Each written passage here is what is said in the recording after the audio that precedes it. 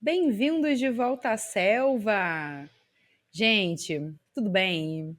Eu acabei de voltar de férias, né? Tive aí 2 semaninhas viajando. Para quem não sabe, eu sou apaixonada por montanha, então estava fazendo uns hikings aí nos Pirineus e foi sensacional. E nesse momentinho das minhas férias, eu também consegui fazer uns conteúdos bem bacanas para o Selva, que vão entrar agora no ar, tá? Eu acho que é um conteúdo que vai enriquecer muito a nossa percepção. Então, se você não segue a gente, já segue lá no seu canal de preferência, nosso Instagram, que tem os melhores memes de sustentabilidade da atualidade. O Substack, que agora vai ficar bem mais bombadão, que a gente está investindo muito para que ele fique completinho, com uns artigos bacanas para vocês lerem. O nosso YouTube, que vai ficar também atualizado ali junto com o Spotify, tá bom? Tudo isso, pessoal, é para você poder ampliar mesmo o seu repertório sobre sustentabilidade, e a gente ama o que a gente faz. Então, a nossa missão é enriquecer cada vez mais esse conteúdo. Combinado? Um salve para você que está aí me ouvindo, você que está estudando, você que está indo aí bem poderosona para o trabalho, para dominar o mundo, ou você que está dando do seu melhor apenas para viver esse dia em paz, tá bom? Esse é o seu espaço seguro para se informar sobre sustentabilidade. E hoje a gente vai falar sobre adaptação e mitigação. Quando a gente fala sobre isso, naturalmente a gente acaba emendando, né? Adaptação e mitigação das mudanças climáticas. Sim, e a gente vai falar muito disso hoje. Mas eu gostaria de ir um pouquinho além. O clima não é o único tema que a gente precisa de prestar atenção, e os eventos climáticos, eles não são os únicos que demandam adaptação e mitigação. Certo? Vamos partir para dentro? O que é adaptação? Adaptar significa modificar algo para que se acomode, se ajuste ou se adeque a uma nova situação, a um determinado fim. Ajustar, acomodar ou encaixar uma coisa a outra. A adaptação, ela trata de lidar com os impactos que a gente já está vivendo e se intensificarão nas próximas décadas. Alguns exemplos de adaptação poderiam ser a construção de moradias resistentes a enchentes e furacões, a criação de um sistema de alerta precoce para desastres naturais, o planejamento urbano, né, para que evite ali construções em área de risco, o plantio de cultivos agrícolas mais resistentes à seca ou ao calor, o fortalecimento dos sistemas de saúde para lidar com doenças respiratórias, por exemplo, ou também com epidemias, né, como dengue, zika, malária, que acabam se intensificando em períodos de calor e períodos úmidos, e a conservação dos manguezais e das áreas naturais que protegem contra inundações e erosões. E por que é importante? Porque mesmo com a mitigação, gente, que a gente vai ver em seguida, os efeitos das mudanças climáticas, eles já estão acontecendo. E adaptar-se é uma questão de resiliência e de justiça social também. Porque as populações, especialmente as mais vulneráveis, são as mais impactadas. Tá? E que outros fenômenos, além do clima, além das mudanças climáticas, que demandam adaptação? Bom, a gente poderia falar da poluição do ar, né? Em algumas regiões, principalmente regiões que são circundadas ali por fábricas e alguns tipos de produção pesada, a gente tem a ocorrência de poluição do ar, sim. Algumas cidades do mundo, inclusive, as pessoas, não sei se vocês já viram essas imagens, as pessoas usam máscara. Então, a poluição do ar, ela é algo que deveria ser regulado, né? Não deveria nem acontecer, mas muitas vezes acontece. Então, em algumas situações extremas, a poluição do ar também demanda adaptação. Assim como a poluição da terra, né, que torna uma terra infértil para alguns tipos de cultura, também demanda adaptação. E também a poluição das águas, que a gente vê acontecendo em alguns lugares, inclusive no Brasil, mas existem vários exemplos no mundo inteiro que a gente observa uma empresa ou alguma iniciativa, até mesmo pública, que por uma obra ou por alguma situação ali acabou poluindo a água que as pessoas utilizam, né? Então isso também demanda adaptação de uma nova fonte de água, porque sem água não existe como viver, né? Então a gente vai precisar de uma adaptação além da mitigação. e o desmatamento e a perda de biodiversidade, né? Todas essas questões, elas são questões graves, né? Que demandam ações contundentes para que seja resolvido de uma forma mais intensa, né? Que a gente não tenha mais esse problema. Mas essas ações de mitigação, como a gente vai conversar aqui em seguida, elas tratam a raiz do problema, elas são muitas vezes ações de médio e longo prazo. Então você demora para ver o resultado. Então, enquanto isso, muitas vezes a gente tem populações vivendo em áreas que precisam de algum tipo de adaptação para que as pessoas possam viver melhor, né? Ou de uma forma até minimamente viável, enquanto a gente não tem ali um resultado mais expressivo. E o que é mitigação? Mitigar significa tornar mais brando, tornar menos intenso, aliviar, aplacar. A mitigação, dentro do contexto da sustentabilidade, significa agir na causa do problema, ou seja, reduzir ou eliminar as emissões de gases, ou eliminar o desmatamento, ou eliminar certo tipo de poluição que a gente está observando. No contexto das mudanças climáticas, a mitigação trabalha em aumentar os sumidouros de carbono. O que é isso? São espaços capazes de absorver esses gases, como florestas e oceanos. Então, a gente precisa só de preservar esses espaços, expandir, reflorestar, para que a gente tenha mais capacidade de absorção, enquanto a gente também diminui as emissões. Alguns exemplos de mitigação. Obviamente, transição energética, né? Então, substituir os combustíveis fósseis por energia solar, eólica, né? Energia renovável. Incentivar o transporte público e outros meios de transporte limpo, como bicicletas. E, óbvio, os carros elétricos também, mas os carros elétricos a gente sabe que tem também ali um custo de impacto, que são as baterias, o lítio e tudo que é envolvido nessa produção, mas é válido sim, é uma inovação tecnológica e a gente sabe que dentro ali da conta do pró e do contra, com relação a um carro de combustível fóssil, obviamente tem um impacto menor. Mudar práticas agrícolas para técnicas com menor emissão de dióxido nitroso, tá? Ou seja, os pesticidas, famosos pesticidas, que muitas vezes são jogados no ar, e a gente traz mais um exemplo de poluição do ar, né? Que algumas cidades vivem isso, complicadíssimo. E também muitas vezes acaba, inclusive, vazando para a água desse local também. Então é super prejudicial. Evitar o desmatamento, né, claro, e investir em reflorestamento, como a gente falou. E melhorar a eficiência energética de indústrias e edifícios. Então não basta só mudar a matriz energética, mas também trazer mais eficiência para o uso dessa energia. E por que a mitigação é importante? Porque ela desacelera o aquecimento global, porque ela trata na raiz esse tipo de situação que a gente falou, que é problemática, como a poluição, desmatamento, a emissão de gases de efeito estufa, certo? Evitando cenários ainda mais extremos no futuro. Então, quanto mais cedo a gente começa a mitigar, menores são os impactos e também menores são os custos de adaptação. Custos é interessante. A gente já vai ver isso. Agora, vamos pensar uma coisa aqui entre a gente. Será que todas as pessoas são afetadas da mesma maneira? Será que todos os locais são impactados da mesma forma? Será que quando a gente fala sobre adaptação e mitigação a esses fenômenos que a gente conversou, né?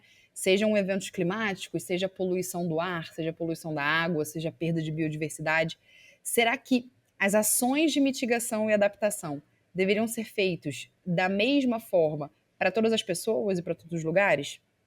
Centros urbanos, periferias, zonas rurais? Não. As ações de mitigação e adaptação, elas demandam políticas públicas com uma visão cuidadosa e responsável, que inclua todas as pessoas e leve em consideração suas diferentes necessidades. E isso me lembra um outro termo: transição justa. Transição justa é um conceito que fala de garantir que a transição da nossa realidade para uma realidade mais compatível com a vida na Terra não deixe ninguém para trás. tá? Então, ações de adaptação e mitigação em grandes cidades envolvem preocupações como doenças respiratórias, ondas de calor, enchentes, epidemias. E já em periferias e comunidades, claro que envolve tudo que a gente falou antes, mas a gente poderia também falar, por exemplo, sobre deslizamento de terra, construção em área de risco. E quando a gente fala de zona rural, a gente vai falar também sobre todas as coisas que a gente acabou de falar, mas também a gente pode pensar em doenças zoossanitárias, secas, né, que podem levar ali a afetar a produção de alimentos, que muitas vezes é vital para aquela comunidade. E tudo isso é política pública, demanda investimento, principalmente investimento em infraestrutura. Mas, gente, não fazer nada tem um custo altíssimo. Primeiro, obviamente, o custo em vidas, né? Como a gente já viu aqui no Brasil acontecer, principalmente no Sul. Mas também tem um custo financeiro. Segundo o G1, as cidades brasileiras já perderam 700 bilhões em 12 anos por desastres climáticos. E quantas vidas a gente já perdeu em deslizamento? E quantas vidas a gente já perdeu em enchente? Agora, o termo transição justa é muito mais utilizado para falar sobre outra coisa. É um conceito que trata de garantir que a transformação para uma economia de baixo carbono inclua todas as pessoas. Transformar a economia para uma economia de baixo carbono é uma ação de mitigação. Aliás, uma das mais importantes. Como a gente viu no episódio Clima, o que está causando as mudanças climáticas são as emissões de gases de efeito estufa no ambiente. E existem alguns ofensores muito importantes, né? Entre eles, alguns setores da economia, né? Como petróleo, carvão, transporte, agricultura intensiva, certo? Então vai ter que rolar uma transformação para enfrentar as mudanças climáticas. E isso vai trazer impactos. Primeiro, vai afetar milhões de trabalhadores, comunidades e territórios. Então, a transição justa, ela também trata de garantir direitos, inclusão e oportunidades durante o processo de descarbonização, por meio de políticas como seguro-desemprego, aposentadoria e acordos coletivos, tá? Isso quando não tem jeito, tá, gente? Mas o melhor, na verdade, são programas de requalificação para novos empregos, tá? Então, quando a gente fala tem que acabar com essa indústria de combustível fóssil, tem que acabar com o petróleo. Tá bom, gente, mas tem um monte de gente que trabalha ali, pessoas como a gente. Então, o que vai acontecer com essas pessoas, sabe? Então, a gente precisa de adaptar para novos empregos, empregos que a nova economia precisa, tá? E além disso, a transição justa dentro desse contexto também inclui o apoio para o desenvolvimento de regiões que são dependentes de atividades poluentes, através de um plano de transição. Então, tem algumas cidades que elas são dependentes, muitas vezes, de uma empresa grande que atua ali e que movimenta a economia daquele local. Então, se você fecha uma fábrica, você precisa de garantir, ou você fecha uma empresa, você precisa de garantir que aquela população vai ter outra fonte de renda. Alguns casos reais aqui de transição justa. Na Alemanha, na região do Ruhr, teve o fechamento das minas de carvão. Então, foi um processo de décadas do encerramento dessa indústria de carvão, combinado com investimentos ali massivos em educação, reconversão econômica e inovação tecnológica. E aí, nessa região, eles fizeram vários polos de economia verde e de tecnologia, então garantindo ali empregos e desenvolvimento para aquele local. Outro exemplo foi em Santa Catarina, mesma coisa, transição da indústria do carvão. Carvão dos grandes ofensores dentro desse contexto de energia. Então, o governo estadual ali, junto com os sindicatos e o setor privado, está criando, nesse momento, inclusive, um plano de transição justa do carvão catarinense, que o objetivo é encerrar gradualmente a exploração do carvão até 2040. E isso envolve diversificação econômica, capacitação dessas pessoas e atração de novas indústrias para aquela região. Então, gente, só para a gente poder conectar os pontos aqui e diferenciar legal, a adaptação se refere a ações que promovem a redução de vulnerabilidades. É isso. Então, a gente pode falar, por exemplo, de infraestruturas mais seguras, né, já adaptadas para essa nova realidade. A gente está falando também da renovação das áreas verdes, né, que promove ali uma absorção melhor dos gases de efeito estufa, mas também promove uma riqueza de biodiversidade, também ali a gente ter maior proteção para enchentes, para deslizamentos, erosão e etc. Tá? Disponibilização de culturas flexíveis, tá?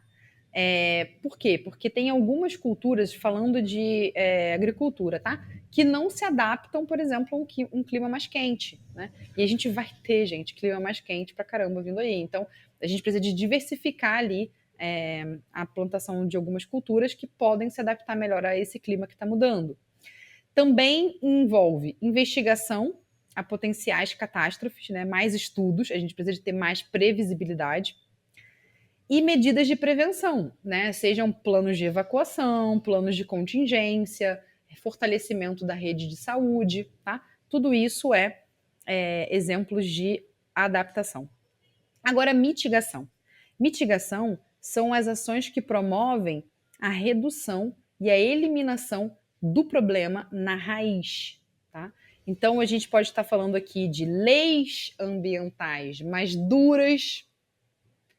A gente está falando também de eficiência energética, a gente está falando do uso de energias renováveis, a gente está falando da eletrificação de algumas indústrias que são muito dependentes de combustíveis fósseis, de o melhor uso do transporte, de também a planificação de cidades para que elas sejam mais resilientes.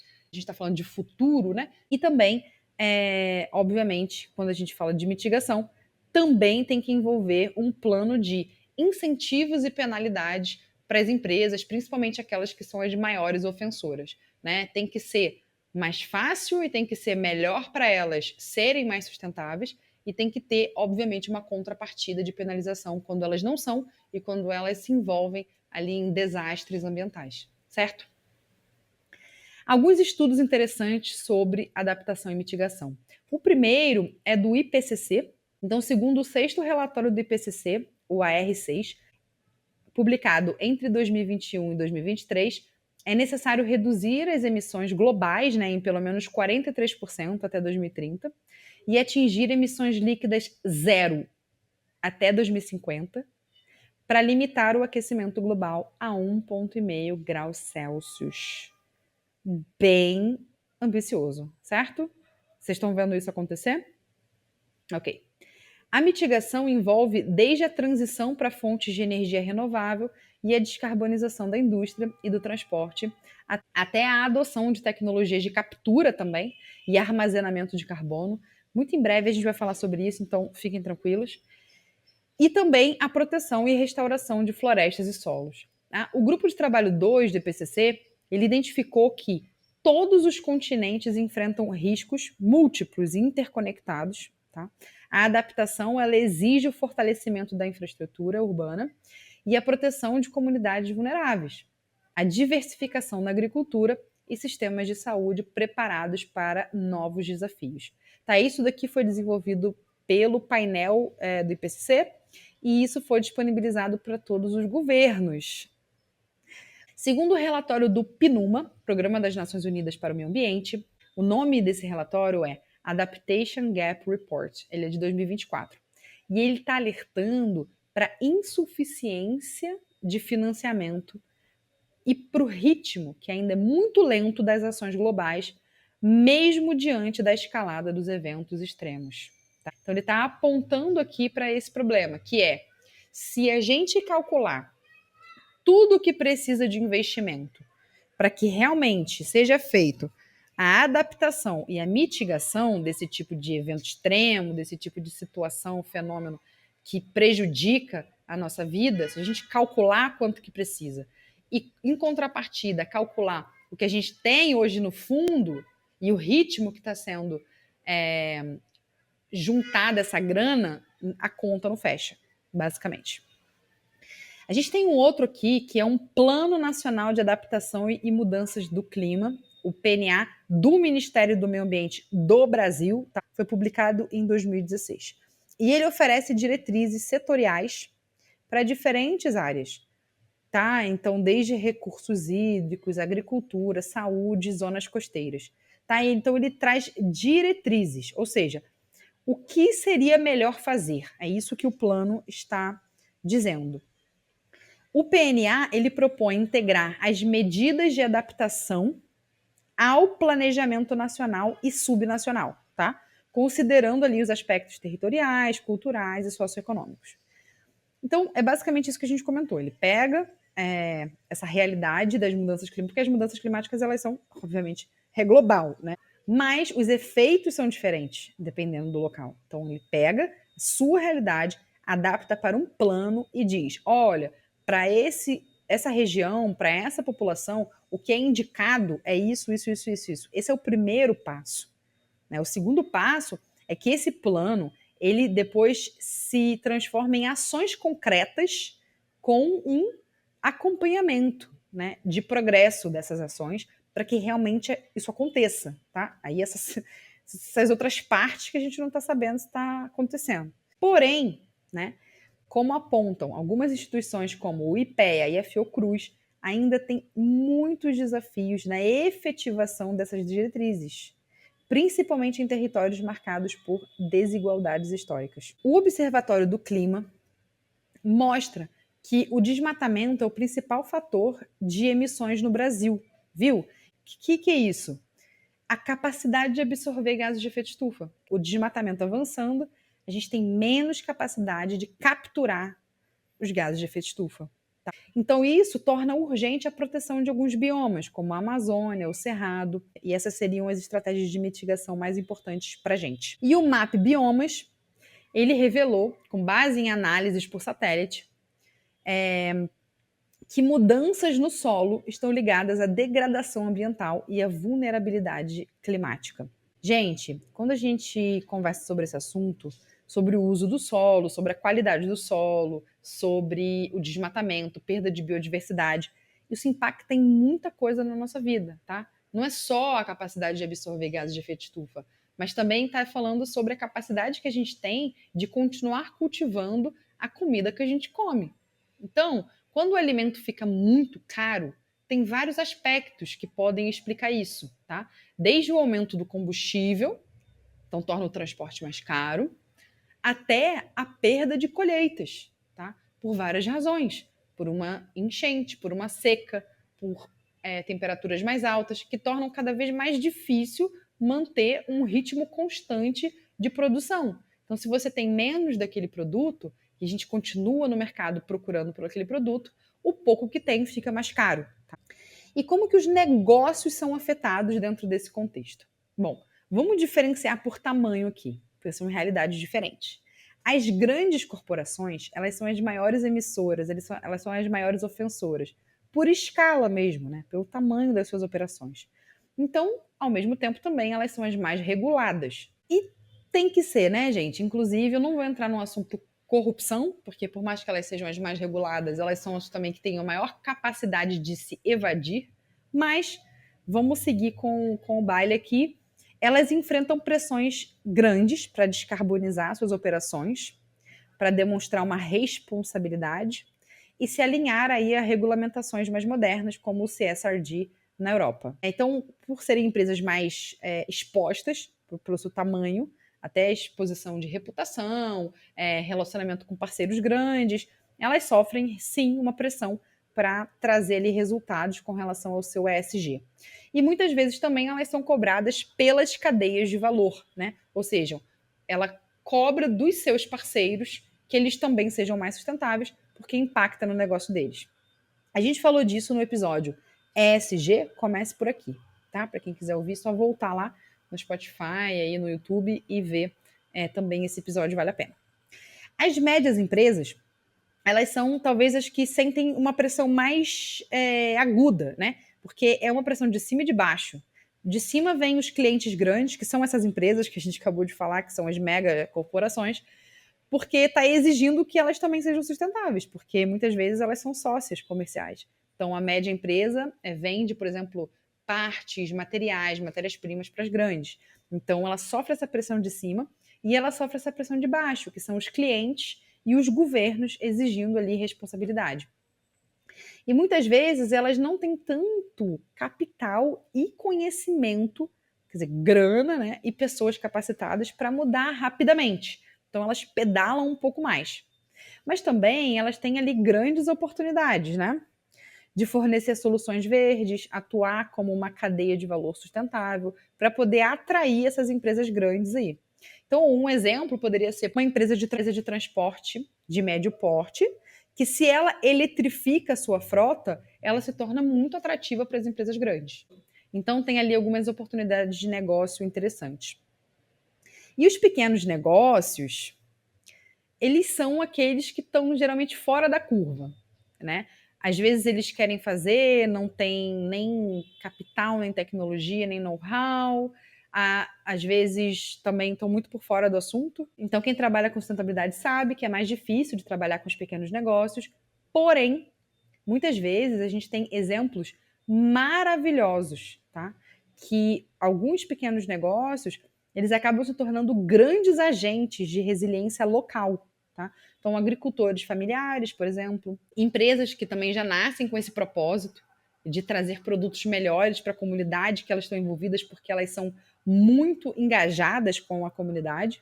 E a gente também tem novos atores aí na bioeconomia, tá? Turismo ecológico, cadeia de produtos regenerativos. Então, alguns exemplos poderiam ser as próprias cooperativas extrativistas na Amazônia, né? Que com apoio técnico eles conseguem gerar renda para várias pessoas e extrair de forma sustentável produtos da floresta, né? Que não envolvem práticas que danificam a floresta, até porque eles vivem ali e vivem disso, né?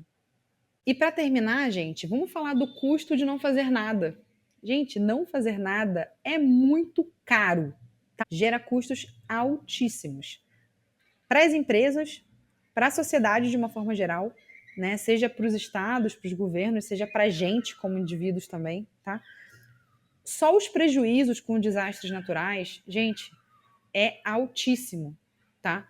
Quando a gente tem um local destruído, você tem que reconstruir, é muito mais caro do que adaptar.